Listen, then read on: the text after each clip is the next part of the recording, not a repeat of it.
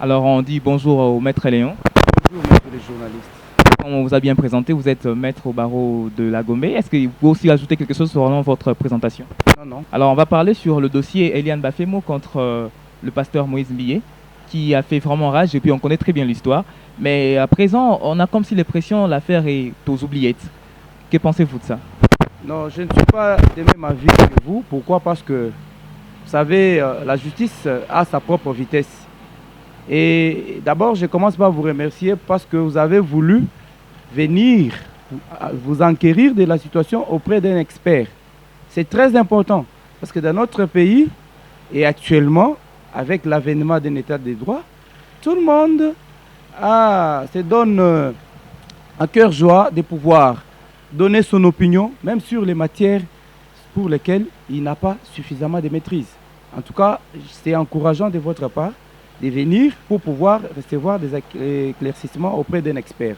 Je suis très ravi et très flatté de cette occasion que vous m'avez donnée de pouvoir éclaircir l'opinion par rapport à cette affaire qui défraie la chronique depuis un certain temps. Alors, depuis un certain temps, tout le monde se pose des questions. Il y avait, donc, je pourrais dire au début de cette affaire, l'affaire était vraiment mise en exergue. Il y avait tout le monde qui avait des nouvelles de cette affaire. Mais malheureusement, pour nous, c'est bon, je ne sais pas si je dirais malheureusement ou cette fois, on n'a plus de nouvelles de cette affaire. Donc on s'est dit peut-être que le juge a déjà tranché sur l'affaire, on ne connaît pas celui-là qui avait raison, soit c'est l'autre qui a tort. Alors on se pose des questions. À quelle étape se situe cette affaire Eliane Bafemo contre le pasteur Moïse Mbilé? Merci, monsieur le journaliste. Au moment où vous me recevez, et à ma connaissance, l'affaire se trouve encore à l'instance pré-juridictionnelle, c'est-à-dire au niveau du parquet. La plainte a été déposée par les avocats de la bonne dame, Eliane. Le parquet l'a convoqué pour l'entendre sur PV. Et à ma connaissance aussi, le parquet avait aussi convoqué le pasteur Moïse pour l'entendre. Et à cette étape, je crois que nous sommes au niveau, il reste que les deux parties puissent être confrontées vis-à-vis, en présence de leurs avocats, pour que le magistrat du parquet puisse trancher dans un sens comme dans un autre. Vous avez raison, mais on se pose la question, pourquoi alors cette trêve, cette très longue trêve? Parce que ça fait un peu très longtemps, je pourrais même dire, que les deux personnes se sont présentées devant le justice pour qu'ils puissent être entendus. Mais il y a eu une trêve, je pourrais dire. Alors pourquoi cette trêve? Oui, comme je le disais tout à l'heure, les deux parties ont été entendues. Il reste, nous sommes à l'étape de la confrontation. Mais écoutez, d'aucuns ignorent que tous les magistrats de la République démocratique du Congo étaient en grève. C'est au moment où on allait convoquer les deux parties pour une confrontation que les magistrats étaient allés en grève. Et à cette étape, je crois, c'est au magistrat qui a la charge de l'affaire de pouvoir convoquer les deux parties pour une éventuelle confrontation. Mais qu'à cela ne tienne, j'aimerais bien glisser un mot par rapport à ce que vous venez de dire tout à l'heure, que cette affaire défraie la chronique. C'est vrai que nous avons entendu sur presque tous les médias, beaucoup de commentaires, des avocats de l'une des parties, passer avec des conférences de presse, passer presque tous les jours sur un média. Et moi, je pense que l'opinion doit retenir une chose. La vérité ou la raison n'est pas souvent du côté de la partie qui fait souvent beaucoup de bruit. Parce que si aujourd'hui... Vous voulez dire que c'est le pasteur Moïse Mbilé qui aurait raison? Non, je ne suis pas... Vous m'avez bien présenté, je ne suis qu'un analyste juridique. Je suis avocat de mon État. Souvent, on est en train de reprocher à certains collègues, certains confrères qui, lorsque l'affaire est encore en instruction, nous avons l'obligation de nous taire.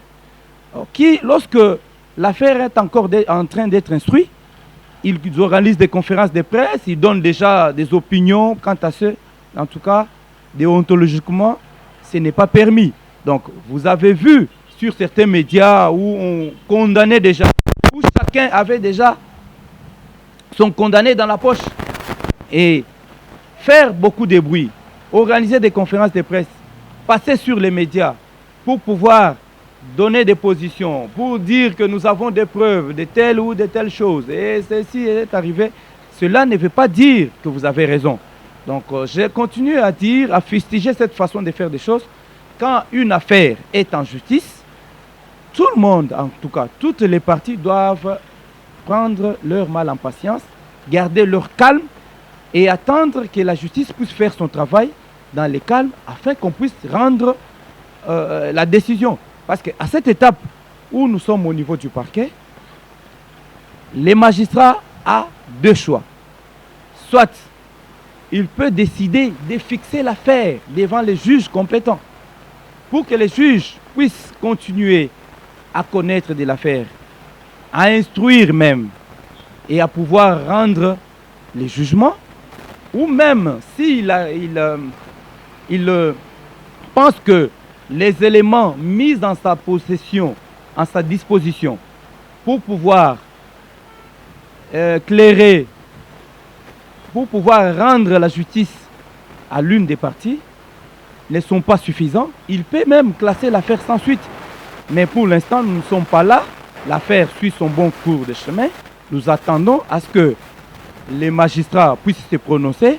Donc ça sera soit le classement sans suite de l'affaire, soit la fixation du dossier auprès des juges compétents pour que ceux-ci puissent les connaître et en présence des deux parties avec leurs avocats, que l'on puisse connaître qui a tort, qui a raison et qui est coupable, qui ne l'est pas.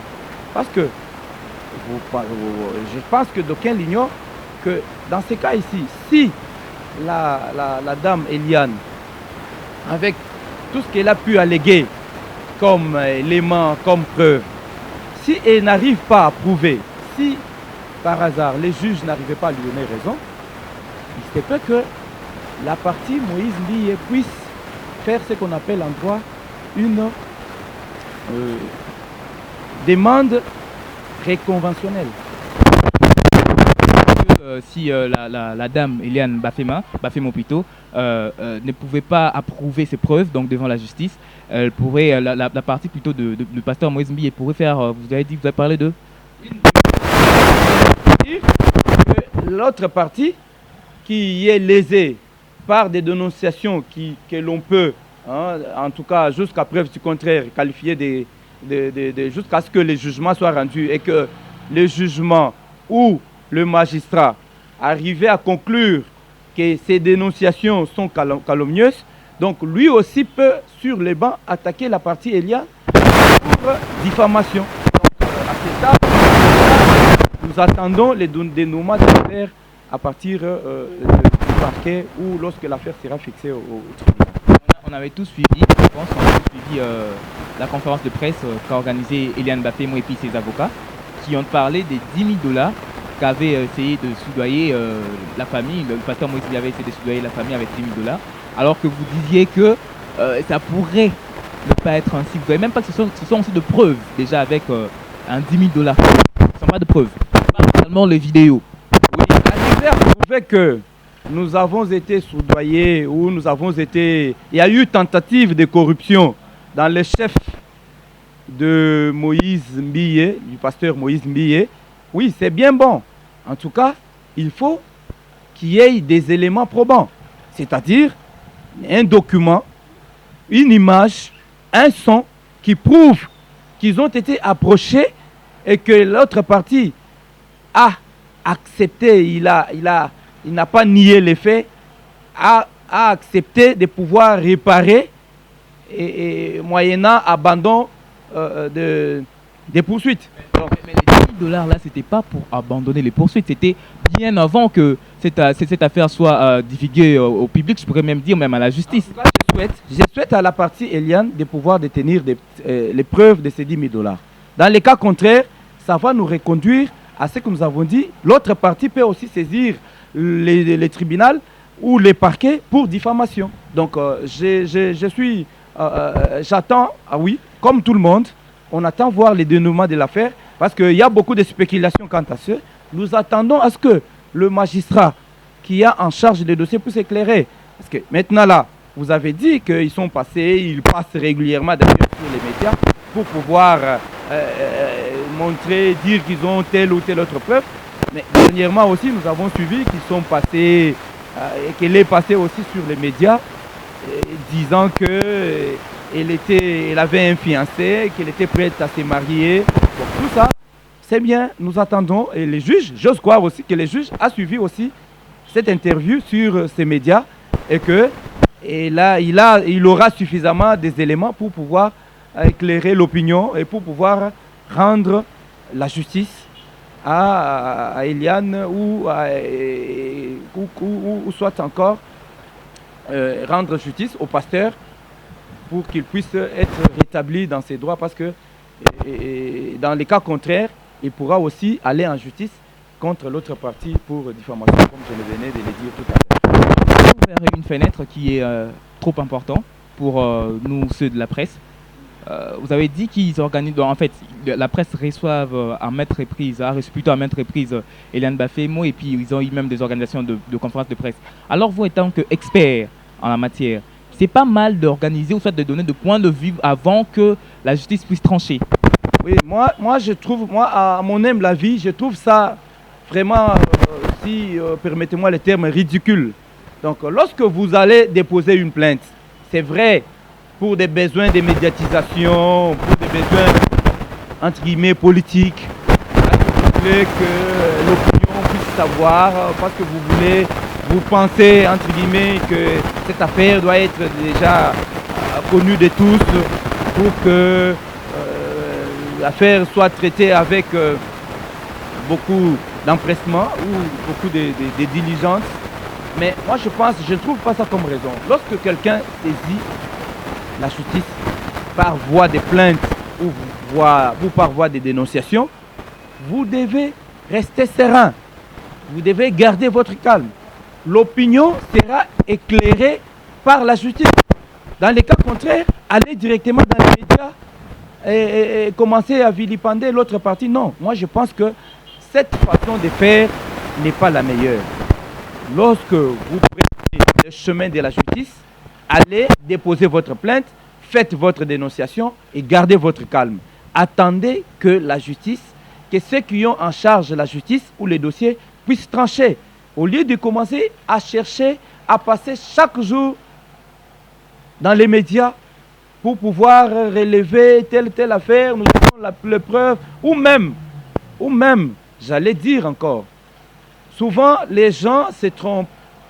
Ils pensent que lorsque nous passons, nous avons 40, voire même 50 avocats derrière nous, on a plus de chances de pouvoir remporter un procès. Non, ce n'est pas le nombre d'avocats qui compte.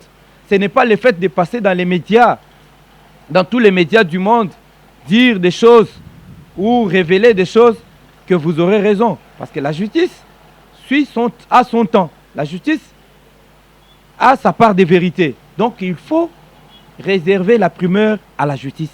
Parce que vous avez décidé de ne pas aller dans l'opinion pour trancher, de ne pas vous rendre justice, de ne pas aller dans les médias pour que les médias vous donnent raison. Vous avez décidé de pouvoir aller en justice. Alors, quoi de plus normal d'attendre que celle-ci puisse faire son travail et vous rendre la décision en moment voulu. Donc moi j'espère, moi en tant que juriste, en tant que professionnel, en tant qu'avocat professionnel de droit, je crois en la justice de mon pays. Je sais de quoi elle est capable. J'attends à ce que les verdicts ou l'affaire puissent être tranchés et j'ose croire que dans un plus bref délai, nous aurons les décisions qui nous seront rendues par les magistrats qui ont la charge de l'affaire et que l'opinion sera fixée dans les tout prochains jours. Alors, on aimerait bien savoir, Maître Léon, si aujourd'hui la justice tranchait cette affaire entre la sœur Eliane Bafemo et puis le pasteur Moïse Mbié, si aujourd'hui, par exemple, que ce serait la scène Eliane qui avait tort ou soit raison, bon, commençons d'abord si aujourd'hui elle avait tort, elle n'avait pas assez de preuves suffisantes contre le pasteur Moïse Mbié, quelle serait, comment dirais-je, quelle serait comment dirais-je, Oui, Peine, disons. oui, la peine, oui, moi. La peine ou la condamnation de la serre d'une personne qui a diffamé, oui, ça on s'entend. Si seulement le pasteur Moïse n'a pas raison, si c'est elle qui a raison par rapport aux accusations, par rapport à la plainte qu'elle a déposée, il revient aux avocats du pasteur Moïse de pouvoir faire une demande réconventionnelle, comme je venais de le dire tout à l'heure. Non. Mais en tant que pasteur, je ne pense pas qu'il puisse aller jusque-là. Je crois qu'il pourra pardonner. Il paraît que c'est une de ses fidèles. Je crois qu'il pourra faire intervenir ces cœurs-là paternels pour pouvoir pardonner à son fidèle. Mais sinon, et il a le droit, en tant que juriste, je vous dirais oui, ces avocats auront la latitude de pouvoir saisir les mêmes instances sur les bancs. Donc au moment du verdict où la décision sera rendue, pour être dédommagé éventuellement, oui, pour recevoir un éventuel dédommagement. Donc c'est ça. Mais dans le cas contraire, je crois que l'affaire pourra terminer là et que l'opinion sera fixée au moment où les juges pourront rendre leur décision. Alors, si c'est le pasteur Mbié qui avait tort devant la justice, quelle serait sa peine? Selon vous, parce que vous êtes quand même avocat, certainement vous avez connaissance de ces genres de choses. Vous pouvez même savoir quelle peine aurait le pasteur Moïse Mbié si aujourd'hui la cour tranchait en faveur de la sœur Eliane Baffer. Oui. D'abord, j'aimerais vous éclairer pour dire que l'affaire n'est pas au niveau de la cour, ni du tribunal non plus. Jusque-là, nous ne sommes qu'au niveau du parquet. Et les parquets, je vous ai dit tout à l'heure que les parquets, c'est ce qu'on appelle en droit l'instance pré-juridictionnelle. Donc, l'affaire n'est pas encore au niveau du tribunal ni de la cour. À ce stade, le parquet est en train d'instruire l'affaire. Lorsque le parquet va être suffisamment éclairé dans le sens de trouver que l'une des parties, ou soit c'est le pasteur Moïse qui a tort, le parquet devra fixer l'affaire au tribunal. Et l'affaire pourra suivre son cours normal au niveau du tribunal de grande instance, dans ce cas précis de la Gombe. Et même si le tribunal de grande instance de la Gombe rendait le jugement, le pasteur a encore la possibilité de pouvoir interjeter appel, c'est-à-dire aller en appel contre la décision qui sera rendue au niveau du tribunal de grande instance à la cour d'appel de la Gombe. Et même aller jusqu'à la cour de cassation. Donc c'est une affaire qui va suivre son cours normal, parce qu'il arrive des fois que les parquets puissent fixer l'affaire et que le juge, qui n'est pas tenu de suivre tous les éléments probants, toutes les preuves qui sont apportées au niveau du parquet, qui puisse aussi instruire l'affaire, puisse recommencer l'instruction et pouvoir rendre le jugement. Et même si les parquets rendaient sa décision, c'est-à-dire décidaient de fixer l'affaire au tribunal, et que le tribunal de grande instance pourra se prononcer allant dans le sens de condamner les pasteurs par rapport aux faits, par rapport aux infractions qui lui sont reprochées, il a encore la possibilité d'aller à la cour et même à la cour et monter encore au niveau de la cour de cassation pour réformer le jugement qui sera rendu ou l'arrêt qui sera rendu au niveau de la cour. Ok, merci à vous, Maître Léon, pour ces éclaircissements purement juridiques. Oui, c'est moi qui vous remercie.